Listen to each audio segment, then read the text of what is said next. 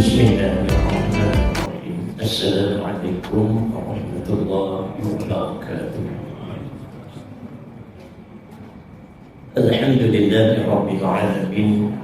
Alhamdulillahillazi khassa nafsahu bid-dawam wa man 'alaina bi ni'matil iman wal islam.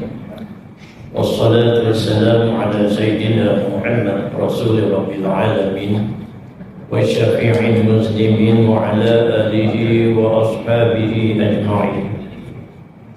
Allahumma ftah alaina hikmataka wa anshur alaina rahmataka min khazain rahmatika ya arhamar rahimin. Rabbi yassir wa la tu'assir, Rabbi tamim bil khair. Rabbi shrah li sadri wa yassir li amri wahlul 'uqdatam min lisani yafqahu qawli. وسدد لساني واهد قلبي بحق سيدنا محمد صلى الله عليه وسلم ولا حول ولا قوة إلا بالله العلي العظيم. الحمد لله رب العالمين.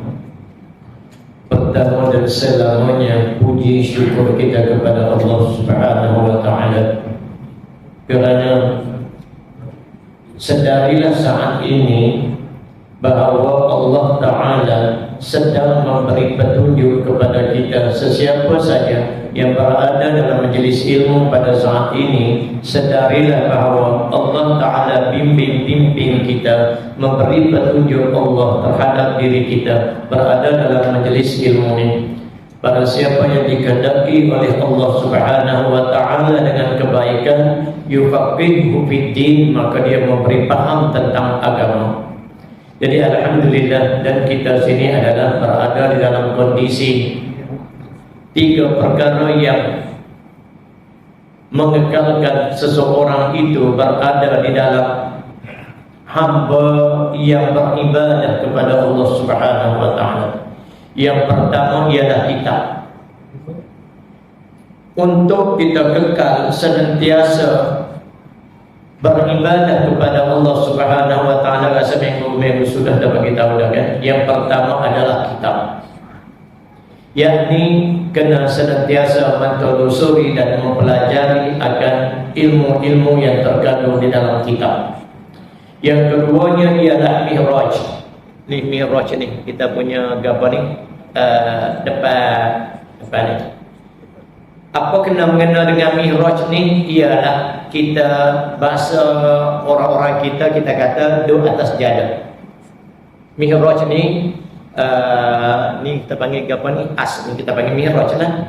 Mana katanya kekal diri kita ni berada di dalam melakukan ibadah. Bahasa Melayu kita kata, orang Melayu membahasakan ialah duduk atas jadah, senantiasa kekal dengan ibadah. Yang ketiganya ialah adab. Adab dikala daripada celik mata kita, buka mata kita, bangkit daripada tidur, ada adab-adab di dalam aturan agama, aturan Islam. Baca doa bangun tidur kan, kemudian ambil wudu, sembahyang, contohnya sembahyang sunat, kalau awal sembahyang tahajud segala macam. Baca doa alhamdulillahillazi ahyana ba'da ma amatana wa ilaihin nusyur. Baca doa itu adab. Kemudian pagi dah sebab pada sembahyang subuh wirid sampai ke adab, sampai ke siangan, sampai ke curah matahari naik, maka kita pergi makan baca bismillah, makan tak mau banyak, makan orang panggil ingat dalam bentuk kesyukuran kepada Allah Ta'ala. Azza min fadli rabbi, alhamdulillah ala kulli hal.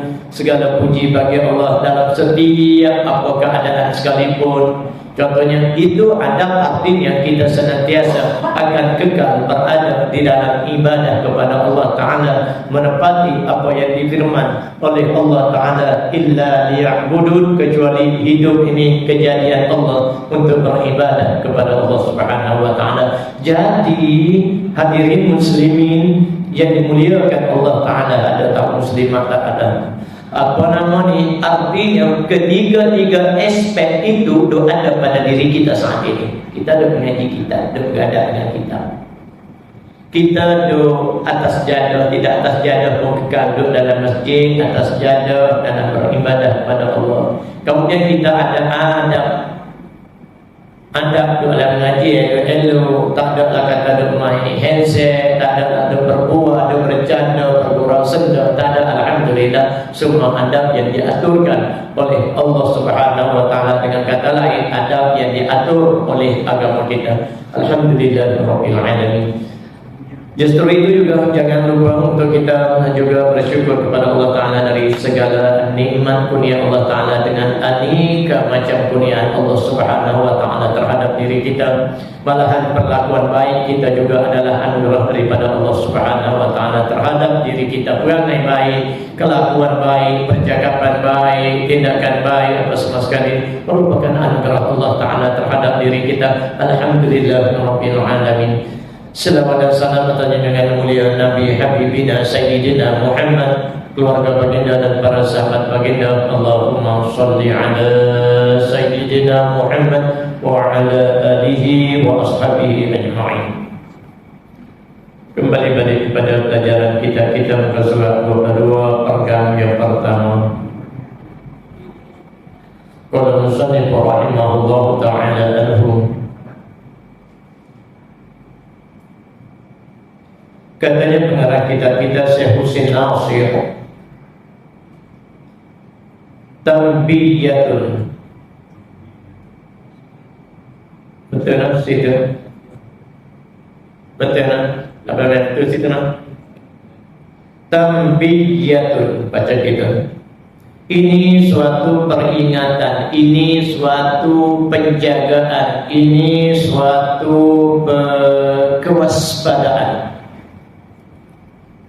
Waspada, kau ketahui olehmu, mungkin tahu bahwasanya bagi ahli tasawuf, sekarang ini doa nih, ilmu tasawuf ini daripada mana? Cukup untuk kita belajar ilmu tauhid, ilmu syariat ni. Nah, orang yang punya ada hasad dengki ataupun ada busuk hati, buruk hati, hingga dia tak mengenali ilmu tasawuf ini dia ambil daripada mana. Dia malahan dia kata daripada ciptaan-ciptaan orang-orang yang tertentu saja. Ini suatu kesesatan pada mereka, suatu kesesatan kepada mereka. Dia kata memadailah belajar ilmu tauhid, kerana dalam ilmu tauhid itu ada rukun iman. Memadai dah rukun iman.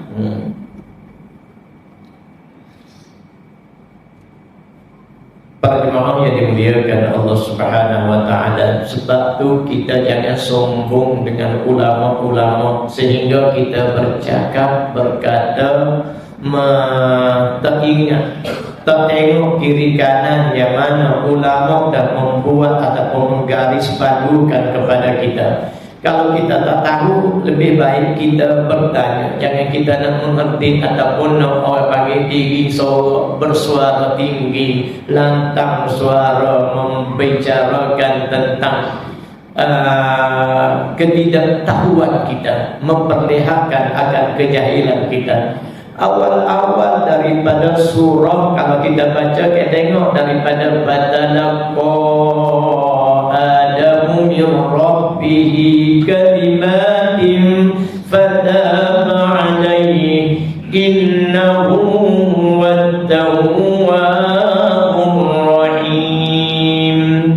Ketika Nabi Adam merasai berdosa, lalu dia pun bertaubat kepada Allah Subhanahu wa taala. Soalan mudah untuk kita jawab.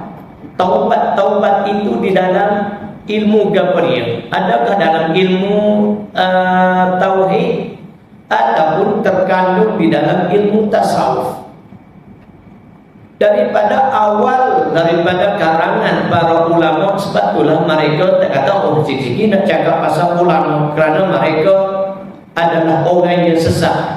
Pada pembicaraan pelajaran kita yang lepas, Pada muka surat 21 kau. Dah mungkin muka surat yang lain. Ya, muka surat 21, 20, 21. Nah, berkenaan dengan ulama tentang Nabi sallallahu alaihi wasallam meninggikan darjat. Malahan Allah Subhanahu wa taala meninggikan darjat orang-orang yang alim daripada kalangan kamu.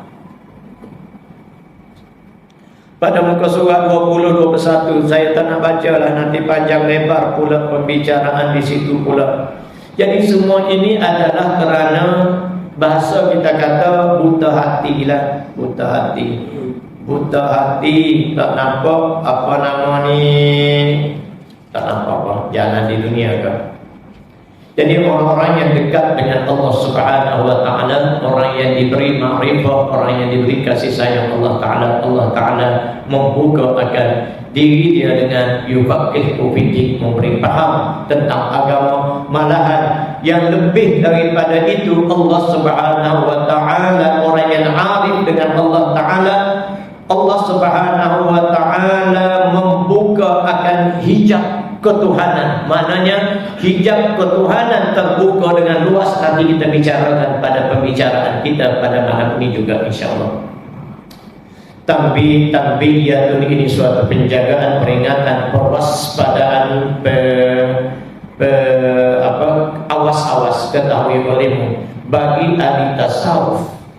Bagi ahli tasawuf, yakni pada diri ahli tasawuf itu, yang duduk pada bagi ahli tasawuf, yakni pada diri ahli tasawuf itu, nak kenal bagaimana ada beberapa tanda yang berlaku pada istilah mereka itu. Akan ada terlihat tanda, simbol, dalil melalui berlaku tadi pada istilah mereka itu. Kita kata pada katanya, pada bahasanya, pada ungkapan-ungkapan mereka. Mereka itu adalah ahli tasawuf.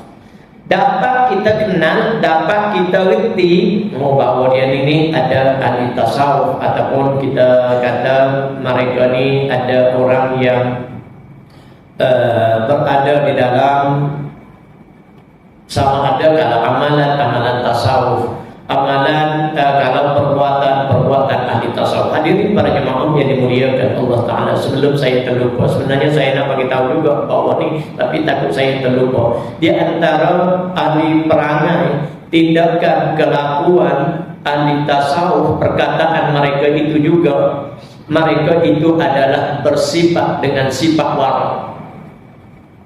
Bersikap ataupun bersifat mereka itu adalah dengan bersifat wara.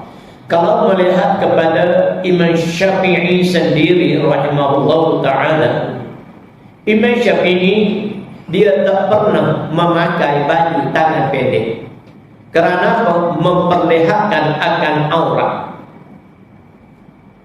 Bukan kalau di dalam fiqh aurat pusat sampai kepada lutut, akan tetapi aurat kita yang selain daripada itu, aulanya juga kita dituntuti untuk menutupinya, sekalipun baju tangan pendek tidak dipakai oleh Imam Syafi'i rahimahullah ta'ala. Kerana apa? Kerana waraknya dia.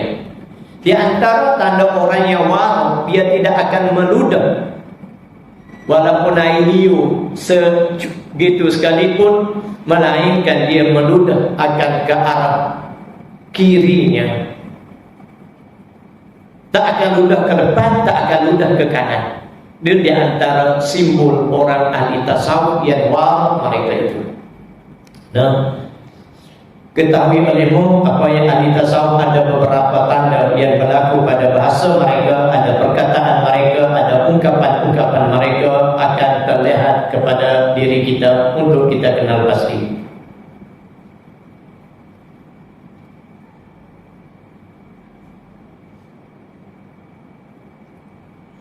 Setengah daripadanya beberapa tandanya ialah lafaz. Lafaz, apa itu lafaz? Apa yang kita kata? Tanda yang menunjukkan perkataan yang menunjukkan ia lafaz itu atas mereka itu sifat yang mazmumah. Ada ahli tasawuf yang terlihat kepada mereka itu, ahli tasawuf itu ada sifat mazmumah terhadap mereka itu. Apa itu mazmumah? Suatu sifat yang kecelaan. Apa artinya sifat yang kecelaan? Payah juga nak kenal. Kita dengar kata hok comel perangai comel ada di tasawuf ni. Ada mari-mari sifat yang buruk, sifat yang terkeji, sifat kita panggil malahan ada kalanya seperti melampau. Apa yang berlaku melampau bagi ahli yang peringkat rendah mungkin tidak, tapi peringkat tinggi ada yang pernah berlaku kepada Nabi Khidir alaihissalam tatkala bersama dengan Nabi Musa alaihissalam. Kan seperti Nabi Khidir dan Nabi Musa, seorang pemuda yang dilimpahi rahmat dan ilmu di sisi Allah Subhanahu wa taala. Yang mereka apa yang dilakukan? Tebuk perahu, dinding nak utuh bukan nak tongkat dah, terus buat utuh. Nah, dinding tu dah sengit dah, buka nak kayu. Tungkak nak kayu macam tu. Gi Nabi Khidir mungkin kita kata penjatuh kayu ni sama ada tendang kau dia sepak kau gapo kayu tu daripada ada tungkak gini. Dinding nak ada sengit gini dah. Dan mau tungkak dengan kayu gini, pergi Nabi Khidir dia tolak kayu tungkak ni jatuh habis apa nama ni dinding tu. Runtuh habis no. Naik perahu dah lah tumpah perahu orang, tebuk pula perahu tu biar jadi bocor kan pelik. Ada kalanya ahli tasawuf itu bersifat mereka itu dengan sifat-sifat mazmumah. Kita tengok lagi tu Nabi Khidir. Nah, kita tengok lagi ada di antaranya. Dan dulu saya pernah menceritakan ada seorang yang ahli salik kepada Allah. Bila mana dia diminta oleh masyarakat di situ untuk berdoa apa yang dia doakan, wahai itu guru, wahai orang yang maka sunat kita minta dia doakan kepada kita. Orang-orang warak kita jumpa orang yang baik ataupun orang yang tua, kita dapati dia adalah ahli ibadah, kita jumpa dengan dia, cuit dia sikit ataupun haji, minta tolong doakan kepada saya dengan kebaikan kebajikan. Adapun juga orang begitu juga ada ahli suluk, turun daripada bukit, daripada gua, turun kepada dataran untuk mencari bekalan dia. Maka dia pergi kepada satu kedai, dan kedai daripada banyak kedai, semua orang pakai panggil ahli sufi ni, ahli suluk ni. Dia cuma masuk, dia berjalan satu, kita panggil satu pasar pagi ke, dia akan masuk kedai tu aja. 2-3 hari dia, bukan 2-3 minggu dia akan masuk kepada kedai tu aja. Hari berapa dia turun, mungkin dia turun pada sekian-sekian hari dia turun, dia akan masuk kepada kedai tu. Jadi kedai itu pun jamu makanan dengan makanan yang lazat-lazat kepada dia, dia makan. Bila akhir nak keluar, dia kata saya mari ni nak bawa bekal, nak naik pergi suluk di atas pertapaan saya. Maka orang kampung tu, kita panggil apa, orang pasar pagi tu bagi makanan bekal-bekal dia. Lepas pada tu dia minta, ya apa nama ni, wahai tok guru, wahai haji kau apa minta doa kepada saya. Mintalah doa kepada saya supaya perniagaan ni laris ke, laku ke, anak-anak jadi rumah tangga bahagia. Apa yang didoakan oleh ahli salik itu kepada si tuan rumah, tuan kedai tadi, ya Allah, jadikan orang ini ialah manusia. Kemudian dia berlalu pergi, minggu depan pula dia mari turun pula, minggu depan ke bulan depan dia mari turun pula. Mari turun pula, orang pakai panggil dia supaya masuk dalam kedai masing-masing lah, kerana orang tahu akan keberkatan dia. Maka orang tadi si suluk tadi akan masuk kepada kedai yang sama juga. Lantaran begitu juga kelakuan dia makan minum, orang yang dikatakan tidak naik suluk ke petapaan dia. Tolong dong apa nama ni Syekh Ustaz apa nama ni tu guru kepada saya supaya kedai ni laris laku, keluarga bahagia, tingkatkan rezeki segala macam. Dia tak doa yang demikian. Itu dia kata jadikan, ya Allah, jadikan orang ni, tuan kedai ni sebagai manusia. Kemudian tua pula minggu yang ketiga, bulan yang ketiga pula lagu tu juga. Siapa kau tuan kedai kata aku suruh doa yang begini-begini, begini-begini, suruh lari kedai, laku kedai apa sama kebahagiaan rumah tangga, dimurahkan rezeki. Jadi kata ni tak faham apa yang dimasukkan oleh Tok Guru ni. Dia kata sebenarnya aku dah ngomong supaya jadi manusia ni, dia jadi orang. Kalau belah kampung kami kalau kata jadi orang ni, jadi kita panggil apa jadi orang. Kalau belah Kelantan ni dia kata jadi sempurna akhlak, budi bahasa, akhlak dan segala macam. Itu jadi orang, jadi manusia. Kerana apa? Saat itu orang tadi tu kita kata tak faham kenapa tuan guru duk doa ustaz ataupun wahai syekh, kenapa duk doa saya jadi manusia sedangkan saya manusia. Dia kata begini, kalau mu nak tahu apa yang aku doa, maka aku letak. Dia panggil tahap-tahap kewalian ni, dia pun letak piuh dia aja atas kepala tuan kedah tu. Maka tuan kedah tu akan melihat kepada setiap daripada tuan kedah ni, mereka adalah orang-orang yang rakus. Ada yang berkepalanya manusia, berkepalanya harimau. Kenapa? Kira nak ngam aja. Ada peluang ngam aja. Ada yang berapa nama ni, berkepala anjing, yang mana depan tuan ni baik kemudian belakang orang tu nak ngam juga. Macam-macam daripada bentuk-bentuk hayawan. Ada kalanya yang bangsa jenis nak kita panggil apa nama ni, jenis kepala ular. Ada peluang sikit, walaupun baik sikit-sikit dia akan patut cagut juga ke mana pun. Kita panggil ke apa? Oh, tak ada ke tepi, tak ada ke tengah ke tepi, tak ada ke kiri ke kanan, tak ada ke kanan kiri, ke belakang pun dia patut juga dah.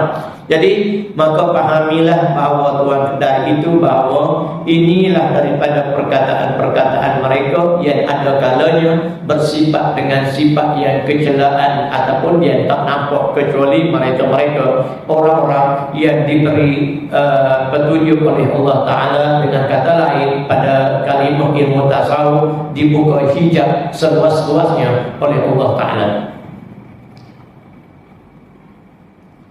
Kalau kita tengok juga apa yang berlaku kepada ada kalanya ahli tasawuf ini bersifat dengan kita panggil makan banyak. Contoh kata seperti makan banyak kerana dikala depan orang dia ada hadir perasaan riya untuk menunjukkan dia sebagai ahli tasawuf, untuk memperlihatkan akan waraknya makan sikit. Pada ketika itu dia terpaksa makan banyak kerana untuk apa? Untuk menghilangkan riya pada diri dia. Begitu juga didapati juga pernah kan Imam Syafi'i ketika dimakan di rumah Imam Ahmad, dan bila mana dia makan tu banyak, seperti makan ni orang lahap, ambil otu, ambil oni, ambil otak dah, ambil oni tu, ambil orang lain dah tak tepi pinggir, makan pula orang lain pula. Seperti diperhati oleh anak kepada Imam Ahmad, kok lahap begini sekali seorang yang dipuja oleh ayahndanya. Sampai itu sekali setiap Imam Ahmad setiap kali daripada doanya tak lepas untuk berdoa kepada Imam Syafi'i. Nak tengok hebat setara mana, anak dia tengok tak hebat mana dengan ayah pun warna ayah lagi. Ayah makan kuti-kuti saja, ambil sikit-sikit makan. Kawan tunya makan ni lahap. Kenapa? Ada didapati pada ahli tasawuf itu ada sifat yang mazmumah, sifat yang kecelaan kepada mereka itu. Nah, Jadi orang yang tidak tahu, orang lain tidak tahu kecuali ahli dia saja. Ahli tasawuf saja yang mengenali seseorang itu sebagai ahli tasawuf.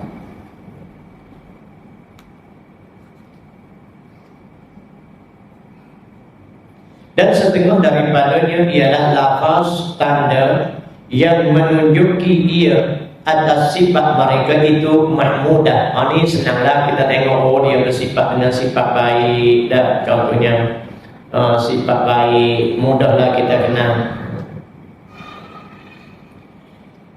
Saya lupa ada perkataan wa hadainahun najdain.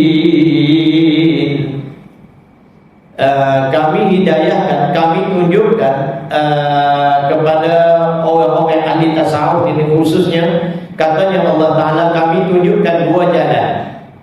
Wa hadainahun najdain, jalan keburukan dan jalan kebaikan dan jalan keburukan. Allah Ta'ala tunjukkan kepada mereka jalan baik, jalan buruk dalam bentuk keburukan, dalam bentuk kebaikan. Baik, kita tengok. Lapan menunjukkan atas sifat-sifat mahmudah misnalah, seperti kita tengok dia seperti apa yang ada berlaku kepada Imam kepada Hasan Basri dengan perampok kan, ketika dia balik-balik daripada mana-mana tempat yang dia pergi itu, dia tengok-tengok rumah dia terbuka, dia bunyi kokeh, ada rumah ni intai-intai, orang duk mencuri rumah dia. Maka dia pun angkat tangan, menadah tangan, ya Allah, berkatkanlah barang yang dia curi itu, dan jadikanlah pencuri, kalau dia ni bangsa ahli pencuri, memang kerja dia sebagai pencuri, jadikanlah curian ini adalah curian yang terakhir buatnya. Maknanya dia jadi baiklah, boleh jadi pencuri lagi lah. Dan curi yang dia curi ni, barang dia curi ni berkat, dan dia tak curi dah lagi. Katanya Hasan Basri mendoakan kepada kepada si pencuri. Kita tengok dia baiklah, ini senanglah tengok ni. Begitu juga Syekh Junaid Al-Baghdadi, ketika mana orang juga mencuri rumah dia, curi macam siapa orang kena kerak banyak tu dalam cerita Piramli tu,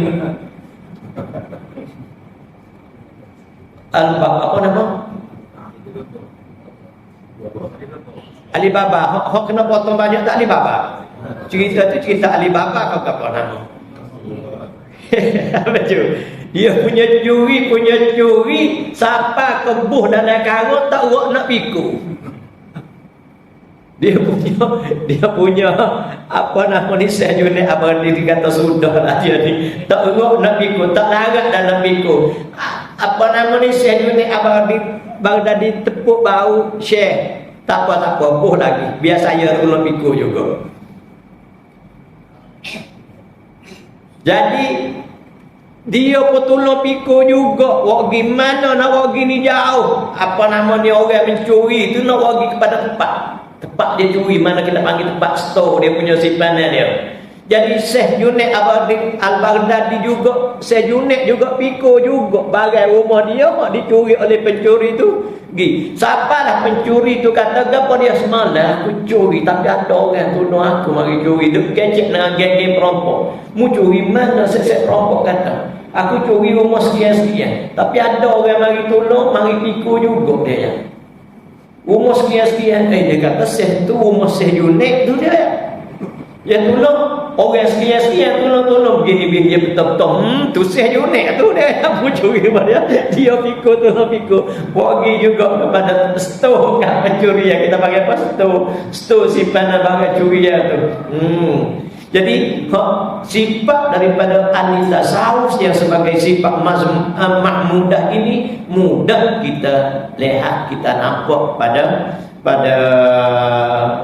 diri seseorang ahli tasawuf, sifat-sifat yang terpuji seperti manalah yang biasa kita pernah pelajari. Hadirin muslimin muslimat jemaah yang dimuliakan Allah Subhanahu wa taala, dan setengah daripadanya lafaz yang menunjukkan atas maqam mereka itu. Kenapa tidak buat nenek kita? Apa yang dikatakan makam, setengah daripadanya ialah lafaz menunjukkan atas makam mereka itu. Kita panggil apa? Ranking mereka itu, label mereka itu dalam percakapan, dalam pembicaraan, perlakuan dan tindak tanduk mereka itu. Kita melihat akan dia punya label dan derajat mereka itu. Maka mereka itu ada seperti orang yang diberi ma'rifah oleh Allah Subhanahu wa taala yang kita sebut sebagai arif billah. Dan kita tengok Allah Subhanahu wa taala memperlihatkan akan kekuasaan kepada seseorang insan yang Allah taala suka, yang Allah taala kasih, Allah taala pilih mereka itu akan rahsia-rahsia Allah Subhanahu wa taala itu sendiri. Nah, bagaimana kita nak melihat kepada akan kebesaran Allah Subhanahu wa taala di atas jalan ma'rifah, memadai untuk kita tunding jari kepada badan tubuh kita sendiri. Perlihatkan kepada tubuh badan manusia itu sendiri. Apa nama ni?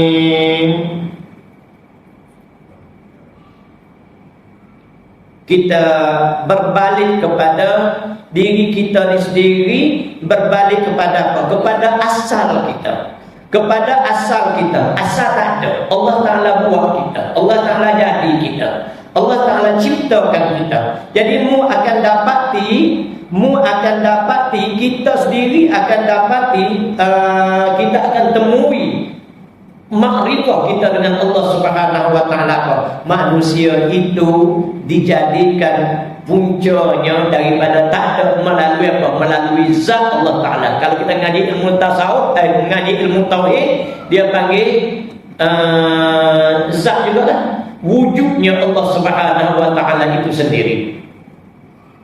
Cerita apa ni? Cerita tentang makam orang yang dibuka label kepada seseorang itu, diberi makrifah kepada Allah Ta'ala, memadai untuk melihat pada diri kita bahawa mendapati temui bahawa manusia itu adalah daripada kejadian Allah Subhanahu wa taala, berunsurkan daripada adanya zat Allah Subhanahu wa taala, adanya sifat Allah Subhanahu wa taala, adanya asma, nama-nama kepada Allah Subhanahu wa taala yang kita sebut, adanya af'alullah terhadap diri kita ini semua.